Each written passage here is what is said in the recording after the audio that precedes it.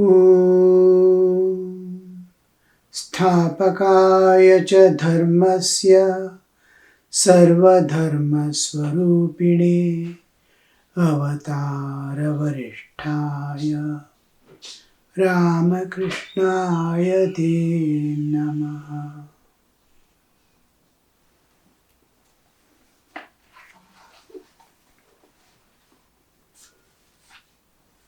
Sri Ramakrishna, having the vision of the Divine Mother, was being told that fills the hearer and the devotee the great possibility of every jiva can stretch himself to the beyond and get the direct experience of God. And to teach that is the main purpose of Sri Ramakrishna's coming down to this earth. Here we see Sri Ramakrishna revealing all the truths in this Gospel of Sri Ramakrishna. Maximum instructions, of course, he might have given individually to others at different times when M was not there, especially to direct disciples. So many ways of instructions which are not meant for common man might have been given.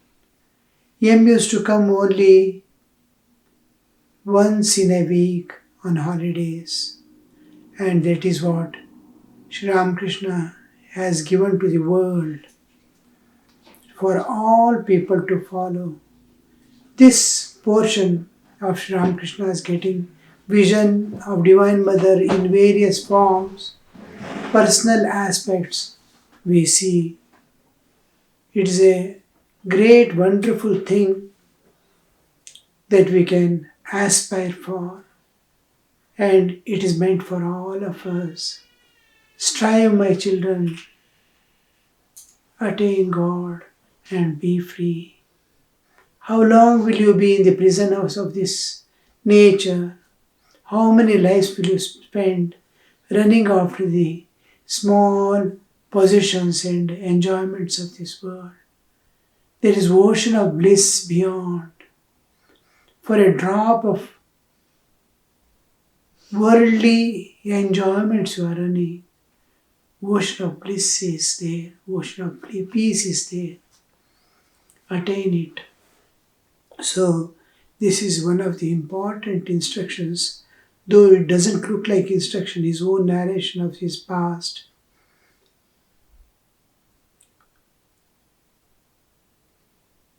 Prasanna, yes sir, Master, but why should I ask you about it?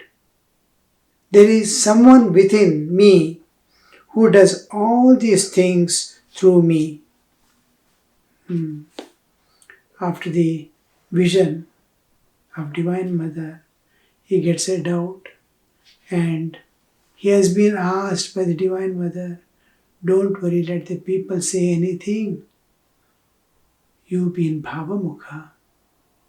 That Bhavamukha, we saw Bhavamukha of the Vishnu, Chetomukha of the Shiva. Then what is Bhavamukha? Bhavamukha is turning towards the world, leaning over the Absolute.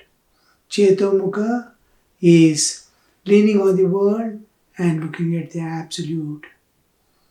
And here Bhavamukha is to remain in a state where standing on the threshold of the absolute and relative existence, the beyond and the universe, standing in between, be aware, turn towards the world, be aware of the vast, infinite, eternal, unchanging reality, the impersonal absolute, and the whole of the universe.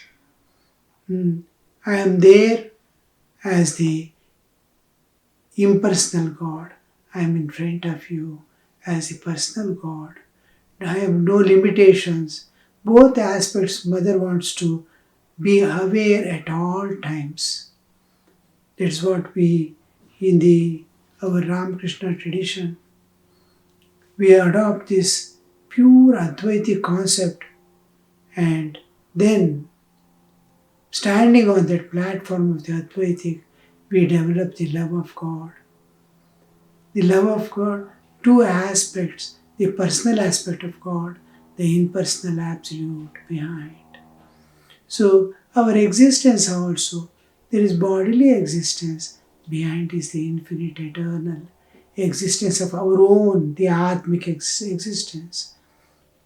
Every object, everything has the behind supported by the absolute.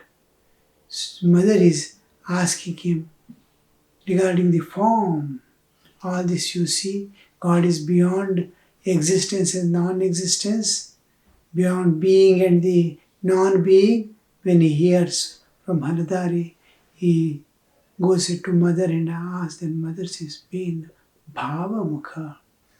Bhava is ecstatic love of God, wherein he is aware of the body and world, but as if the whole thing has become stagnant and in the background. Whole attention is on the object of contemplation or meditation, or on the thing that his mind has occupied. And to the extent when I forget entirely, it disappears from my consciousness and I am in the different level of consciousness, then we call it samadhi. Savikalpa samadhi, nirvikalpa samadhi and all that. When I have not entered into the beyond, I am remaining in the world. I am aware of the world, but just like when I enter into sleep, just about to, not nidra but tandra, I am half aware of the world, half aware of I am entering into the similar state. I am entering into the sleep as if, and I am losing the world consciousness, but I have not entered the nidra, nor I have left. I am on the border.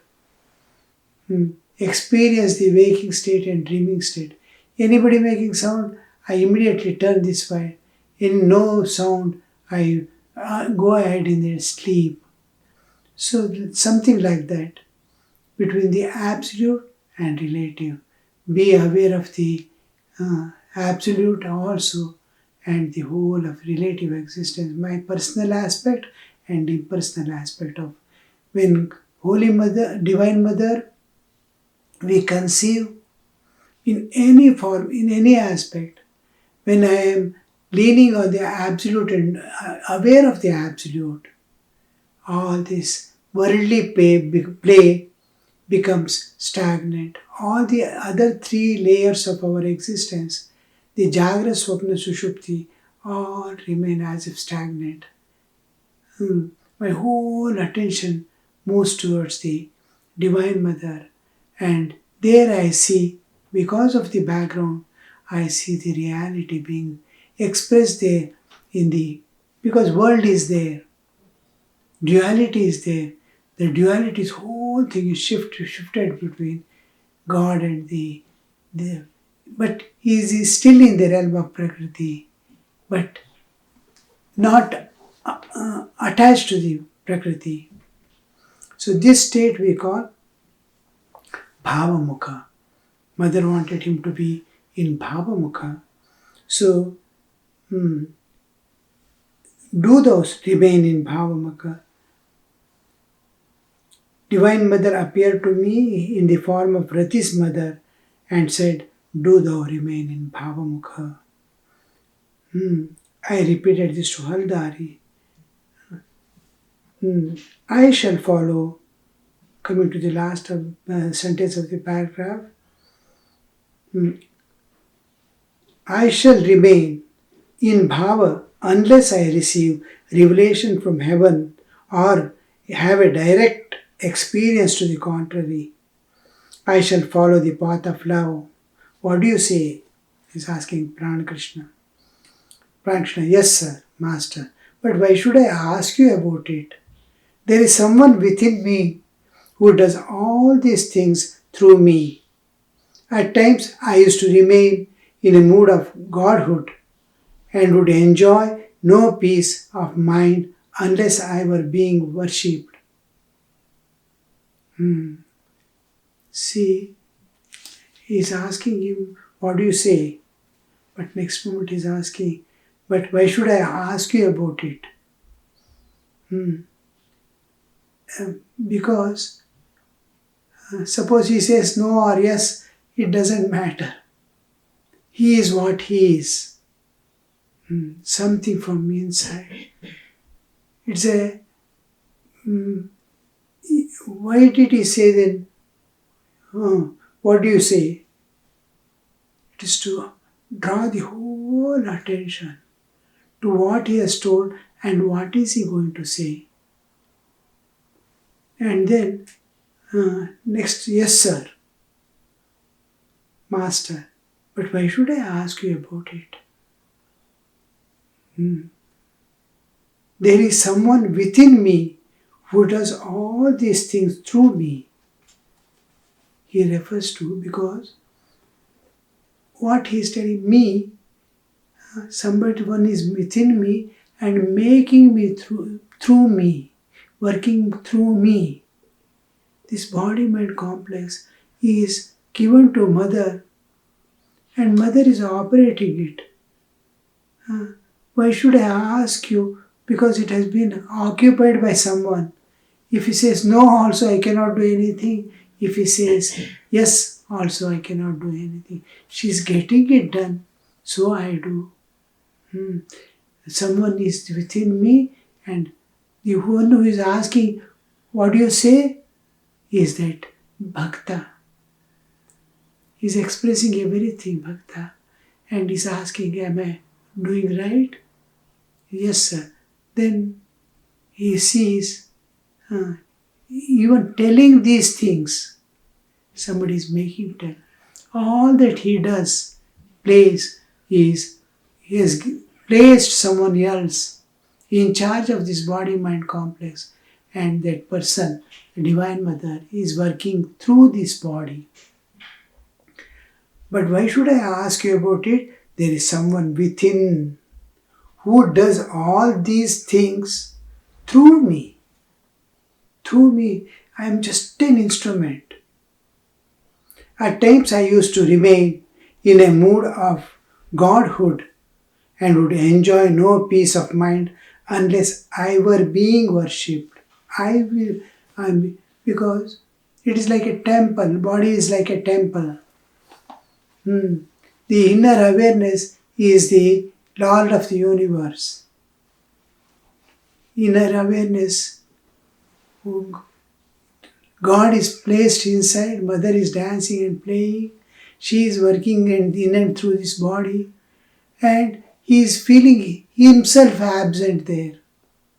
In that mood, he used to often say, there are two in this. One is Bhakta, one is the Divine Mother.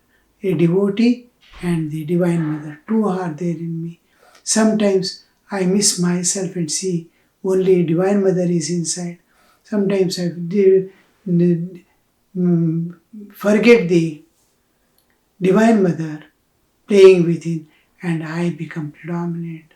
Bhakta. It is Bhakta who broke the hand.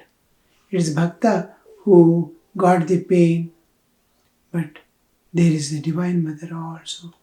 Now, to that extent, he is telling, he is now that individual personality, the Bhakta is missing, when Bhagwan is there within.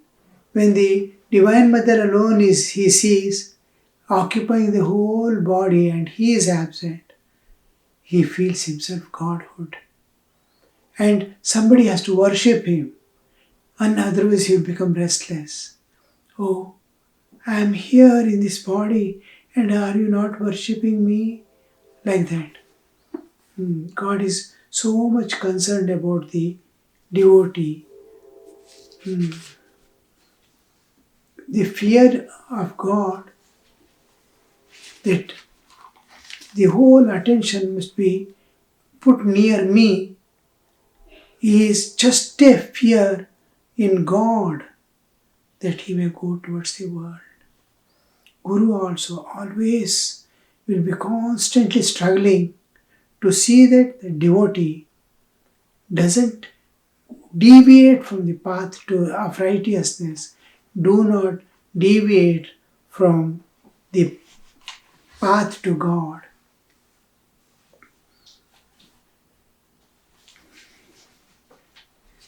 I am the machine and God is the operator. Here he makes the point clear. I am the machine. Yeah. Why should I ask you? Because I am not in my own possession. Okay. The whole my being is in the possession of Divine Mother. I act as He makes me act. I speak as He makes me speak. Keep your raft, says Ramprasad, afloat on the sea of life, drifting up with the flood tide, drifting down with the ebb. Keep your raft afloat on the sea of life. Life is going on. We are traveling in the ocean of life as if. And I am trying to row my boat of life in that ocean. Now, Ramprasad is telling, leave the rowing, dissolve the ego and leave. As the mother takes you, if she takes to the low ebb, come down. High ebb, you go up. This is total surrender to the divine, unconditional surrender. As you keep, so shall I be.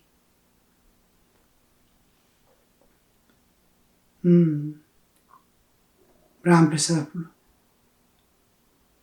Drifting up with the flood tide and drifting down with the ebb. It is like the cast off leaf before a gale.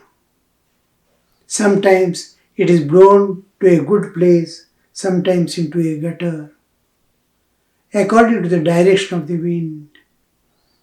Sri Ramakrishna is to always tell, be like the leaf. The people eat on the leaf. Most of the Indian of those days, they will have leaf plates, leaf stitched together with small sticks, and in that we eat and throw away, or a banana leaf which is big, on that we eat and throw it away. And wherever it is, so it starts drifting. Wind comes, it will take away.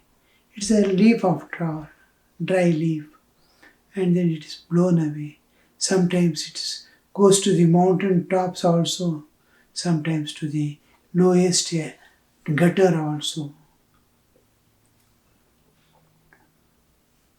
According to the direction of the wind.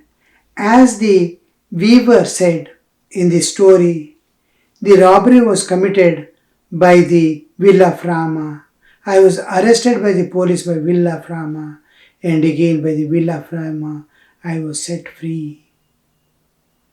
The weaver's story, it has come earlier also, we have read it perhaps. And the story is Rama's devotee is always in the divine consciousness of Rama. He has given himself totally to Rama. He is Ishtadevata, unconditionally. He is remaining as he keeps. Not that these people neglect all the duties of life or anything and loiter here, there, saying, I have surrendered to God, I have nothing to do. No. While doing duty, he understands God has kept me here in this condition and getting done this duty. He may have to go and earn, bring and protect his own family or maintain his family. He thinks, oh, even doer who is going to earn and bring, everything is done by Rama's will. So, such a person that everything he was seeing will of Rama, trying to see the divine everywhere, divine will working, because he has surrendered his ego. He doesn't have ego to say, I have done, I am doing, I will do. And such a person, while going, some robbers have robbed some things and they want someone to carry it, because if they are caught, they will be in the police station. So these people have put the whole luggage on his head and forced him to carry it. When police came on the way, they ran away, leaving this person. He was caught and then taken and asked, I have not done. Somebody kept on my head and forced me to walk through. I was helplessly walking. Then they produced him before the court. All people know that he can never do, he has not done, and what he is telling is truth.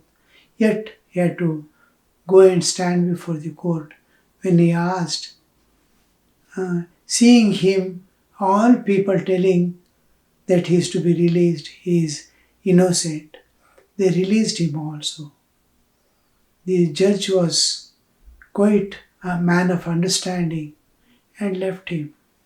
After coming out, people asked, what happened, what happened? Then he said, by the will of Rama, the robbers, the robbery was committed by the will of Rama. Somebody committed the robbery and his will. I was arrested by the police by the will of Rama. Again, I will be. Again, by the will of Rama, I was set free. One who has committed the robbery also was will of Rama. They kept on his head, will of Rama. They forced him to carry, will of Rama. He was arrested, will of Rama. He was set free, will of. He sees only will of Rama working. Because that ego of doership, enjoyership, nothing is there within him. Hanuman once said to Rama, O Rama, I have taken refuge in thee. Bless me that I may have pure devotion to thy lotus feet, and that I may not be caught in the spell of thy world bewitching Maya. And bless me that I may have pure devotion to thy feet, and that I may not be caught in the spell of thy world bewitching Maya.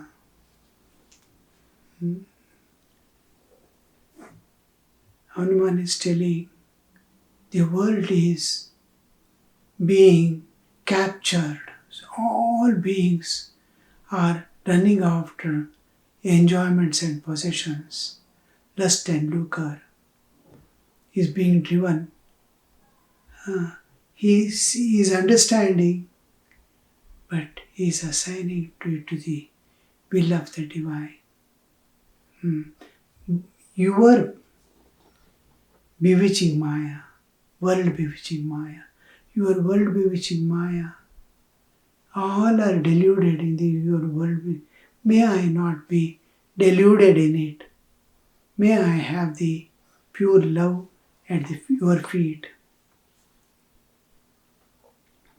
Once a dying bullfrog said to Rama, Rama, when caught by snake, I cry for your protection. But now I am about to die, struck by your arrow, hence I am silent. This is another story. In this story, Rama and Lakshmana were going in the forest in search of the Sita. And walking, it became evening.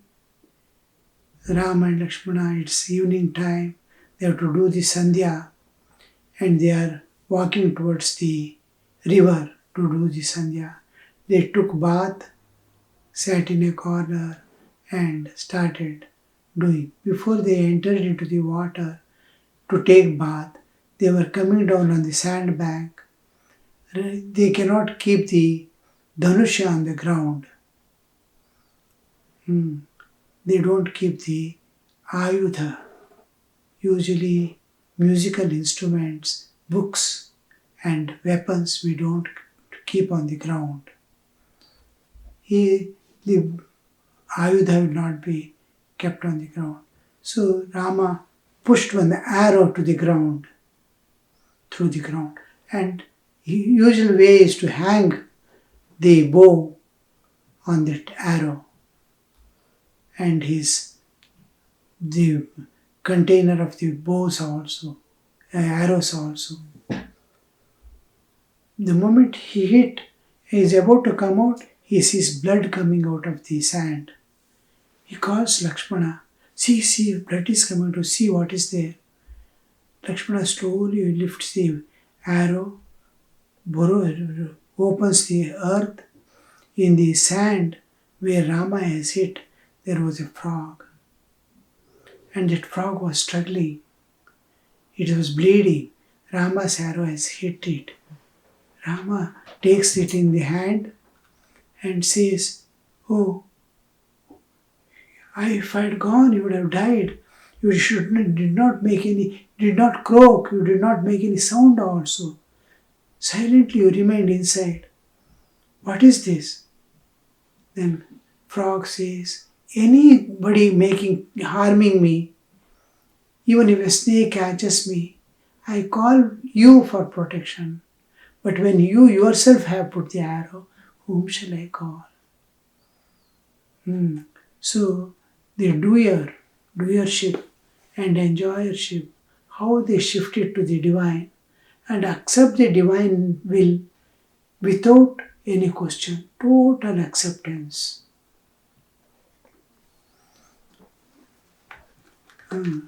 Unconditional giving.